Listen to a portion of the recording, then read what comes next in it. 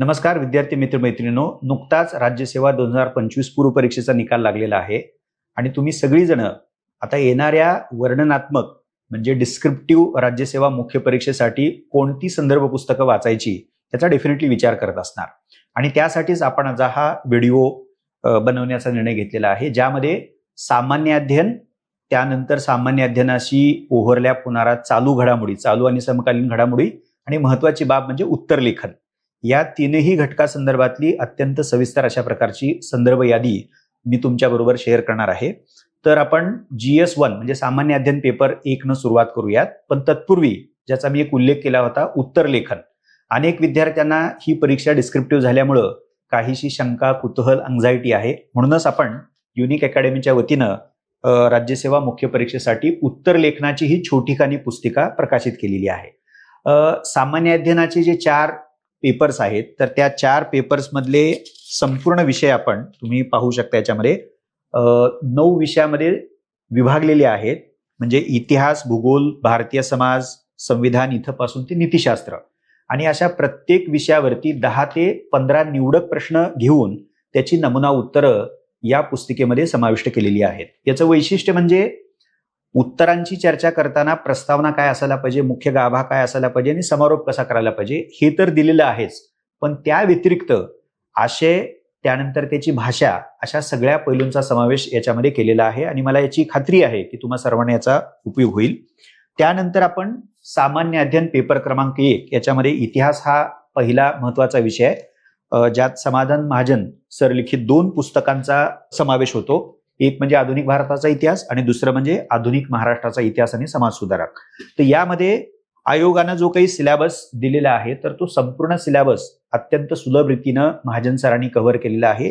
त्यामुळे तुम्ही ते पुस्तक जरूर बघायला पाहिजे. डोईफुडे सरांनी सामान्य अध्ययन पेपर क्रमांक 1 मधला दुसरा जो महत्वाचा विषय तो म्हणजे भूगोल. यात भारताचा भूगोल, जगाचा भूगोल आणि महत्वाचं म्हणजे महाराष्ट्राचा भूगोल, महाराष्ट्राच्या विशेष संदर्भामध्ये प्रत्येक प्रकरणामध्ये महत्वाची जी काही माहिती आहे आणि विश्लेषणात्मक भाग आहे, तर तो त्यांनी समाविष्ट केलेला आहे. याची जर अनुक्रमणिका तुम्ही बघितली तर साधारणतः 14 प्रकरणाच्या माध्यमातून सरांनी हा भूगोलाचा सिलेबस कव्हर केलेला आहे आणि हे गेल्याच वर्षी पुस्तक प्रकाशित झाल्यामुळं म्हणजे 25च्या शेवटी अद्ययावत अशा प्रकारे भूगोलाचा सिलेबस कव्हर करणारे हे पुस्तक आहे. त्यानंतर सामान्य अध्ययन पेपर क्रमांक 2 ज्याला तुम्ही राज्यघटना आणि राज्यव्यवस्था असं मानता, हा एक विषय आहे आणि दुसरा म्हणजे आंतरराष्ट्रीय संबंध. त्यातला तुम्ही पाहू शकता भारतीय राज्यघटना घटनात्मक प्रक्रिया खंड 1. विद्यार्थी मित्र मैत्रिणींनो, महाराष्ट्र लोकसेवा आयोगानं संघ लोकसेवा आयोगाच्या परीक्षेचा पॅटर्न इन सिलेबस स्वीकारल्यामुळं राज्यघटनेवरती आता जे काही प्रश्न विचारले जातील तर ते केवळ तथ्यात्मक असणार नाहीयेत, तर राज्यघटनेमधल्या महत्वाच्या तरतुदी आणि त्या तरतुदी 50 पासून आज तागायत काय प्रकारे इम्प्लिमेंट केल्या गेलेल्या आहेत, म्हणजे घटनात्मक व्यवहारावरती देखील महत्वाचे प्रश्न विचारले जातील. आणि हा जो युनिक प्रकाशनानं खंड 1 म्हणून प्रकाशित केलेला आहे, तर त्यात घटनेच्या सर्व तपशिलासकट त्याची अंमलबजावणी कशी झालेली आहे, त्याच्यामधनं कुठले मुद्दे कळीचे पुढे आलेले आहेत, त्या संदर्भातल्या कुठल्या उपाययोजना आहेत, न्यायालयीन निवाडे काय आहेत, असा घटनात्मक प्रक्रिया याचा समावेश असणारं हे पुस्तक आहे, तर तुम्ही ते जरूर बघू शकता. सामान्य अध्ययन पेपर क्रमांक 2 मधला राज्यव्यवस्थेशी संबंधित पण स्वतंत्र अशा प्रकारचा विभाग सिलेबसमध्ये समाविष्ट केलेला आहे, गव्हर्नन्स म्हणजे कारभार प्रक्रिया. सो भारतीय कारभार प्रक्रिया, त्यानंतर विकासाची प्रक्रिया आणि सामाजिक कल्याण. तर यावरती युनिक अकॅडमीचं 4 ते 5 दिवसामध्ये नवीन पुस्तक भारतीय कारभार प्रक्रिया, विकास आणि सामाजिक कल्याण या नावानं, या शीर्षकाचं ते पुस्तक उपलब्ध होईल. त्या पुस्तकाचं वैशिष्ट्य हे आहे की कारभार प्रक्रिया आणि विकासाच्या संदर्भात सगळी जी प्रकरणं आहेत तर ती त्या पुस्तकामध्ये कव्हर केलेली आहेत. अद्ययावत अशा प्रकारचं म्हणजे तुम्ही त्याचा विचार करू शकता. मार्चच्या पहिल्या आठवड्यामध्ये म्हणजे 8 ते 9 तारखेपर्यंत ते उपलब्ध होईल.